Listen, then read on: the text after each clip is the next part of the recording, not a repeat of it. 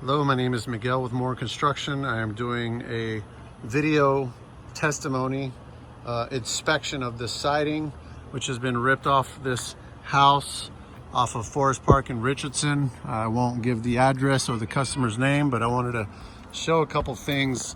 The wind damage, number one, kind of pulled the claim has already been approved to replace all of the siding. I'm guessing they're covering all of the siding.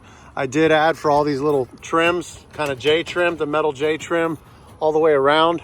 They're telling me that it's included in the siding. I think they included some of the fascia, but here's the problem that I'm seeing right now with this steel siding, which is no longer manufactured. So this is all just falling apart. I'm just showing how easy it's just coming apart. It's not even attached. Here, let me see. There's a nail right there. I just pulled it right out. I'm pulling it right out. The nails back there are not even going through there. It looks like a 1/2 inch to 3/4 inch insulation board.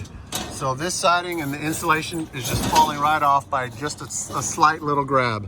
And now when I pull it back, you can see how rotted the inside of this old masonite siding. So this masonite siding is probably 40, 50 years old, basically the original siding of the house. And I can tell you right now, there's no plywood back here. This stuff has got to come off. So I'm doing a testimony on this because once we rip off this siding, the insulation is going to come off with it. Obviously, with my showing you right here, it's just flimsy and barely hanging on. So not only are we going to have to replace this insulation on the entire house, we're going to have to add plywood on the entire house because of the Texas state building codes and the city code ordinances of Richardson states that all roofs and siding must have correct plywood or what do you call it, backer boards. But every structure in Texas, before you put on a roof or siding, must have the correct backer boards, which they call plywood. It's a 7/16 OSB is the standard plywood here. I just came back here to kind of look at the flashing. It seems like the flashing is, well, I'm actually noticing some of the hail hits on the flashing as well. There's a hail hit there, hail hit there. Let me see if I can, the sun's going behind the clouds, so I'm trying to get a good light picture. We might have to replace this flashing too. It's not even connected to the roof well.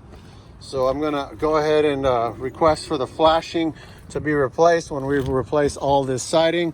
I just wanted to get a video documentation of this siding, which is some 20 years old or 40 years old, and it's just completely, I can just rip that off with 2 fingers.